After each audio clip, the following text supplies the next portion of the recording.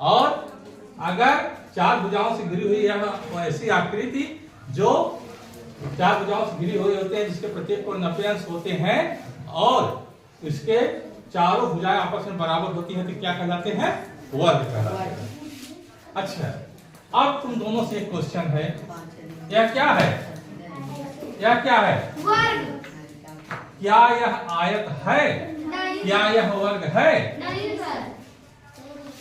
नहीं, यह आयत नहीं है, यह वर्ग नहीं है। देख लो एक बार फिर से। नहीं है, लेकिन हम तो कहेंगे कि यह एक विशेष प्रकार का आयत है। यह एक विशेष प्रकार का आयत है। कैसे? अरे परिभाषा को दोहराओ। वर्ग यहाँ पर जो है क्या कहते हैं, थोड़ा सा चलो तुम लोग ताली बजा दो तुम लोग के। बचा के जाना। वर्ग एक विशेष प्रकार का आयत है। ये देख लो, वर्ग एक विशेष प्रकार का आयत है, लेकिन दूसरी कंडीशन ये है कि आयत एक विशेष प्रकार का वर्ग नहीं है। विशेष प्रकार का वर्ग नहीं है। समझ में आया? हमने कहा वर्ग एक विशेष प्रकार का आयत है, यह साबित करेंगे, और आयत एक विशेष प्रकार का वर्ग नहीं है, इसको भी साबित करेंगे। ये जान लो। अच्छा, परिभाषा हमने बताया है कि आयत होता क्या है। किसी समतल पर चार भुजाओं से घिरी हुई आकृति या बंद आकृति जिसके प्रत्येक जिसके आमने सामने भुजाएं बराबर होती हैं और प्रत्येक कोण समकोण होते हैं, वह आयत कहलाते हैं। क्या यह विशेषता जो है वह तो फॉलो नहीं करता है? अब हम वर्ग में देखते हैं। यह जो है चार भुजाओं से घिरी हुई आकृति है जिसके आमने सामने की भुजाएं बराबर हैं, है कि नहीं? प्रत्येक कोण समकोण है। तो हम एक वर्ग को एक विशेष प्रकार का आयत क्यों नहीं बोल सकते हैं? हुआ कि नहीं? वर्ग एक विशेष प्रकार का आयत है जिसको जो है जिसकी चारों भुजाएं बराबर होती है, यह हम कर सकते हैं। लेकिन आयत एक विशेष प्रकार का वर्ग नहीं है। वर्ग की परिभाषा में कंडीशन है कि चारों भुजाएं बराबर होनी चाहिए, लेकिन आयत की परिभाषा की एक कंडीशन है कि आमने सामने की भुजाएं बराबर होती हैं, जो कि एक वर्ग फॉलो करता है। इसलिए हम कहते हैं कि वर्ग एक विशेष प्रकार का आयत है, बट आयत एक विशेष प्रकार का वर्ग नहीं है। क्लियर? हाँ, इस चीज को जानते रहो। चलिए, आज हम बताएंगे मार्ग का क्षेत्रफल, आयताकार या वर्गाकार। तो दो एग्जाम्पल इसमें हम लेंगे। किसी मार्ग का क्षेत्रफल ज्ञात करने के लिए जो रेक्टेंगल होगा, जो आयताकार होगा या वर्गाकार होगा, किसी को हम ले लेंगे। ठीक है ना? आज का पहला टॉपिक ये है। चलिए एक उदाहरण देते हैं। प्रश्न दिया रहता है, मान लीजिए यही हमारा ये यहां बना देते हैं। ठीक है, आयताकार एक पार्क है, खेत है, पार्क है, कुछ मान लो A B C D। ठीक, इसकी लंबाई मान लीजिए 80 मीटर है। कितनी है? 80 मीटर। इसकी चौड़ाई जो है 60 मीटर है। चौड़ाई कितनी है? 60 मीटर। लंबाई इसकी 80 मीटर है। ठीक, इसके बाहर कर दो या इसमें मान लीजिए 2 मीटर 2 मीटर चौड़ा क्या है रास्ता है, 2 मीटर चौड़ा रास्ता है। इस तरह से यह अंदर इसके रास्ता बन गया, ठीक है। अब यहां पर जो है ये हो गया, इसको हम नाम दे देते हैं ई या जी एच नाम देते हैं। अंदर वाले रेक्टेंगल का, अंदर वाले आयत का हम नाम देते हैं ई एफ जी एच। कहा जा रहा है इसके प्रश्न में कि ये जो रास्ता है 2 मीटर का, ठीक ना, इस रास्ते का क्षेत्रफल ज्ञात कीजिए। इस रास्ते का क्षेत्रफल क्या होगा, रास्ते का क्षेत्रफल क्या होगा। या मान लीजिए कि इसे 5 रुपया प्रति वर्ग मीटर की दर से मान लीजिए इस पर घास बिछानी हो या फिर मतलब कोई चीज लगानी, इंटरलॉकिंग लगानी हो तो उसका खर्च कितना आएगा, तो क्षेत्रफल निकाल देंगे और उसका जो रेट है रेट से दर से पूरा कर देंगे। तो पहले हम इसका क्षेत्रफल निकालते हैं। क्षेत्रफल निकालने के लिए कुछ नहीं करना है, हम यहाँ पे देख रहे हैं ए बी सी डी, फिर हम देख रहे हैं ई एफ जी एच। कागज के टुकड़े लो, अगर ए बी सी डी है, बीच में इतना ई एफ जी एच काट के निकाल दो। हम निकालते हैं ए बी सी डी का क्षेत्रफल, फिर निकालेंगे ई एफ जी एच का क्षेत्रफल। ए बी सी डी क्षेत्रफल में से ई एफ जी एच का क्षेत्रफल घटा देंगे, रास्ते का क्षेत्रफल मिल जाएगा। मिलेगा कि नहीं, वही हम आइए इसमें करते हैं। लेकिन इससे पहले हम ये देखते हैं कि जो ई एफ जी एच है इसकी लंबाई और चौड़ाई कितनी है, ठीक है, समझेगा ना। तो हम देखते हैं, पहले इसी को निकाल लेते हैं।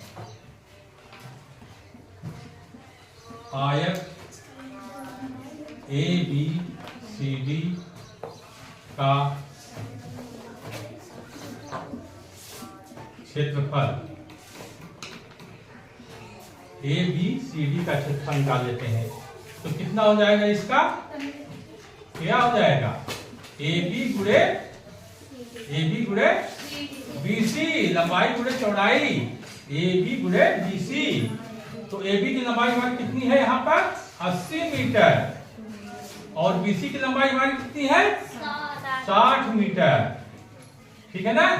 तो बराबर क्या हो जाएगा, इसको गुणा करेंगे तो बोलो जी 48 वर्ग मीटर स्क्वायर या मीटर स्क्वायर, 4800 वर्ग मीटर हो गया इसका क्षेत्रफल। किसका, इसका, ये पूरे का क्षेत्रफल, ये देखिए पूरे पार्ट का क्षेत्रफल हमारा निकल गया। अब इतना क्षेत्रफल हम उसमें से माइनस करके निकाल देंगे तो इसका क्षेत्रफल मिल जाएगा कि नहीं, ठीक है ना। अब हम देखते हैं कि ई एफ की लंबाई क्या होगी, ठीक है ना। ई एफ जी एच आयत ई एफ जी एच में है, हमें ई एफ ज्ञात करना होगा। ई एफ हमारा कितना हो जाएगा 80 मीटर, ये है यहाँ से यहाँ तक 2 मीटर है, 2 मीटर है, इसको घटा देंगे, 2 मीटर है ना, और 2 मीटर है घटा देंगे, 80 माइनस क्या हो जाएगा 2 + 2 यानी 80 ऋण 4, कितना आ जाएगा हमारा,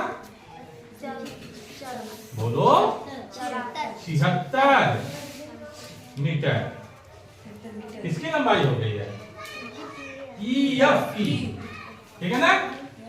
अब हम देखते हैं ई एफ जी में ई एफ हो गया, अब निकालते हैं एफ जी बराबर कितना हो जाएगा।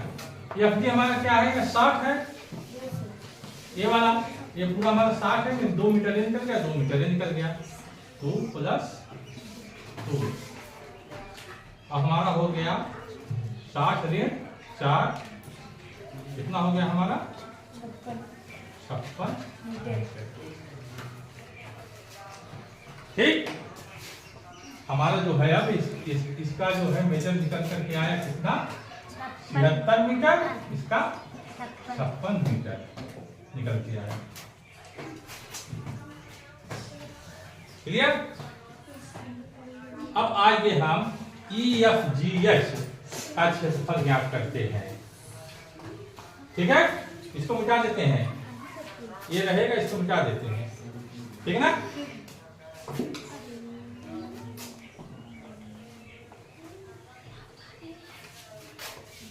आयत EFGH का क्षेत्रफल बराबर हमारा हो जाएगा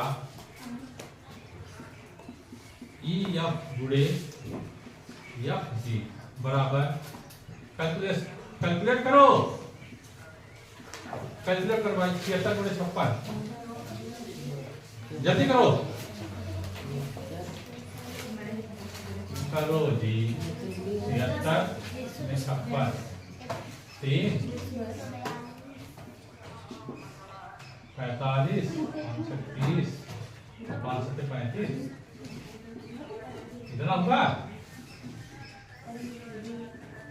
कितना हुआ 42 एक बार कर लो, गलत भी हो सकता है मेरा।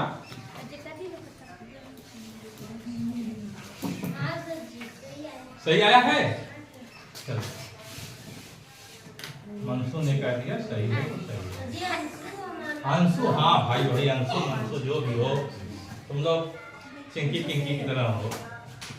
हमें देखो इसका क्षेत्रफल टोटल मिल गया, इसका क्षेत्रफल टोटल मिल गया। अब हमें रास्ते का क्षेत्रफल आता है,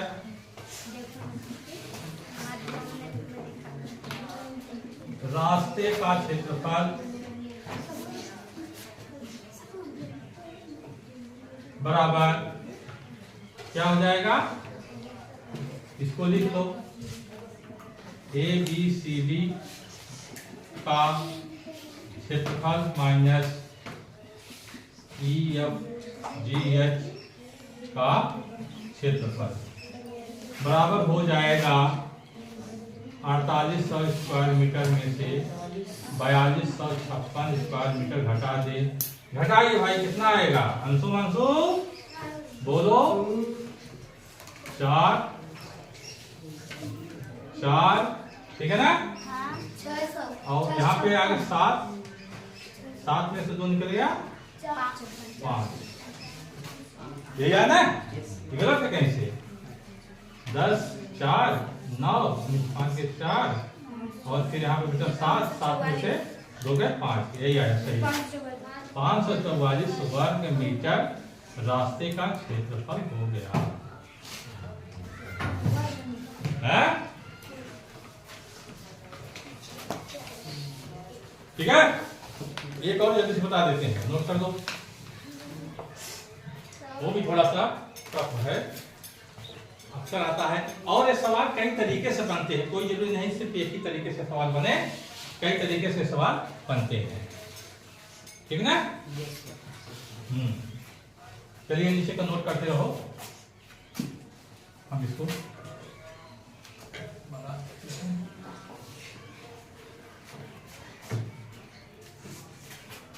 यही मान लीजिए, ये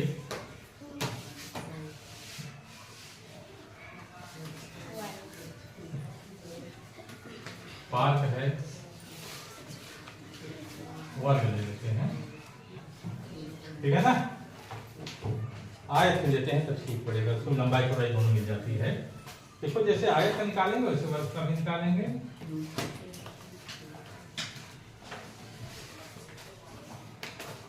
ठीक है, यह मान लीजिए 40 मीटर है, यह मान लीजिए 20 मीटर है। यह हो गया हमारा A B C D। ये सब क्लियर हो गया आप जाके? हाँ राइट आ गई।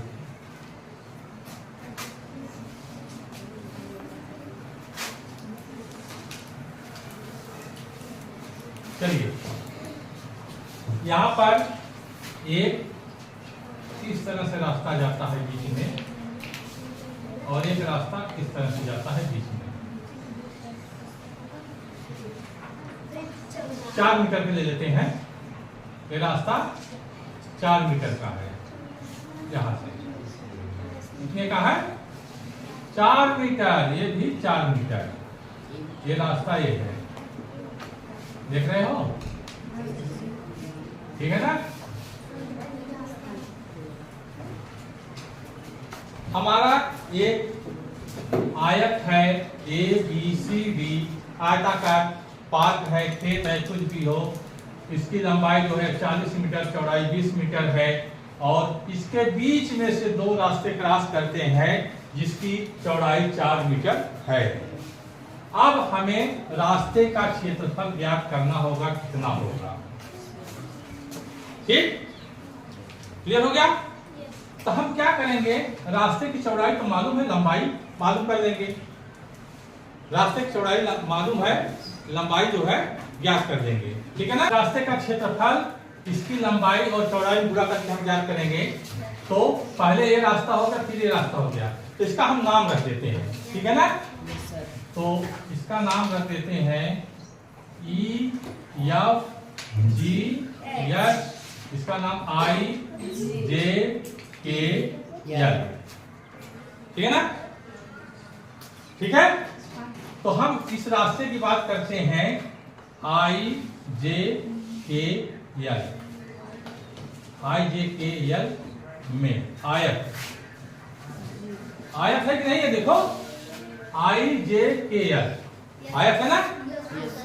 इस आयत में इसकी लंबाई कितनी है, लंबाई क्या शो करेगा, IJ, लंबाई मतलब IJ, कितना है यह IJ 40 मीटर, अरे देख रहे हो ना, यहाँ से यहाँ तक तो बराबर यही है, ये भी है ना 40 मीटर। और इसकी चौड़ाई कितनी है 20 मीटर, चौड़ाई मतलब I और L, या तुम्हारा JK जो भी हो, IL या JK जो भी हो, ये कितना है 4 मीटर, ठीक है ना, क्लियर। अच्छा, अब इसका क्षेत्रफल कितना हो जाएगा, IJKL आयत IJKL का क्षेत्रफल बराबर हो जाएगा 40 गुणे 4, यानी कितना 160 वर्ग मीटर या मीटर वर्ग, मीटर स्क्वायर, 160 आ गया, इसका क्षेत्रफल देखो, ठीक है ना। अब हम इसमें आते हैं, ठीक है ना, अब हम इसमें आते हैं, ऐसे करके लगा दे। तो आयत EFGH में इसकी लंबाई कितनी हो जाएगी, सीधी से देखो, लंबाई कितनी हो जाएगी इसकी, A, कितना हो जाएगा FG, F और G तक की इसकी लंबाई कितनी होगी, गुड 20 मीटर, 20 मीटर। इसकी चौड़ाई कितनी है, चौड़ाई मतलब यही 4 मीटर, 4 मीटर चौड़ा रास्ता है ना। अब इसका क्षेत्रफल कितना हो जाएगा, क्षेत्रफल हम ज्ञात करेंगे, क्या करेंगे 20 गुणे 4 यानी 80 वर्ग मीटर, इसका क्षेत्रफल हो गया, ठीक है ना। हाँ, अब ये दोनों रास्तों का क्षेत्रफल हो गया। अब हम यहाँ पे ज्ञात करेंगे रास्ते का कुल क्षेत्रफल, रास्ते का कुल क्षेत्रफल कितना हो गया हमारा 160 वर्ग मीटर। 160 में हम यही 80 जोड़ लेंगे ना, 80 वर्ग मीटर, कितना हो जाएगा इसका 100 कितना, अरे जोड़ो जी, 160 में 80,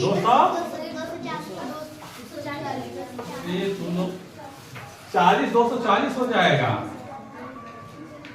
240 वर्ग मीटर हुआ ना?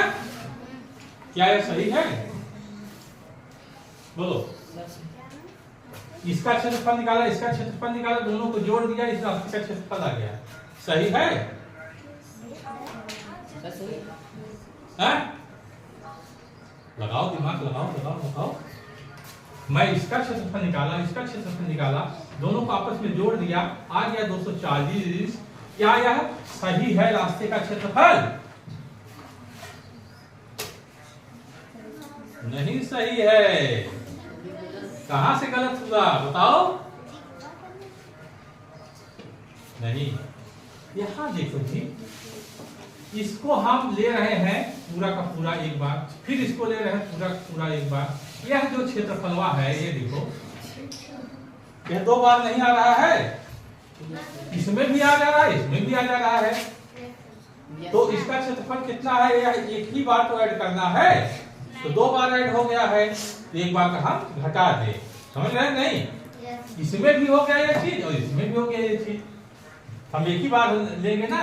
और इसका क्षेत्रफल है कितना है बताओ?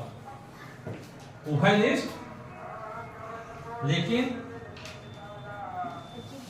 उभयनिष्ठ रास्ते का क्षेत्रफल,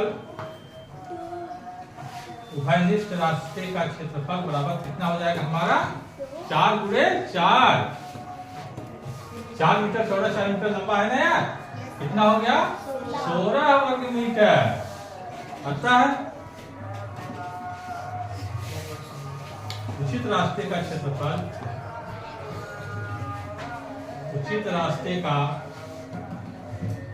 क्षेत्रफल, जो उचित क्षेत्रफल है वो क्या हो जाएगा हमारा? 240 माइनस 16 बराबर कितना आ जाएगा?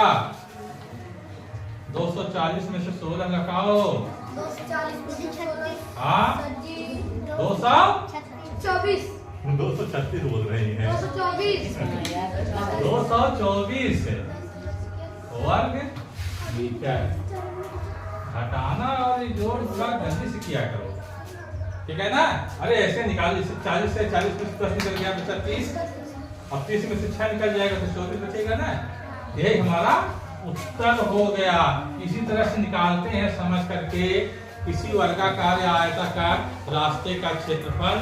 कोई अंदर होता है, कोई बाहर होता है। इसके बाहर होता है तो इसकी चौड़ाई में जोड़ दिया जाता है, अंदर होता है चौड़ाई में घटा दिया जाता है। जैसे पहले वाले नहीं बताए थे। तो ठीक है, आज के लिए बस इतना। अब आगे हम क्या पढ़ाएंगे? क्या पढ़ना है? अगला चैप्टर त्रिभुज है, त्रिभुज का क्षेत्रफल देखने, ठीक है ना?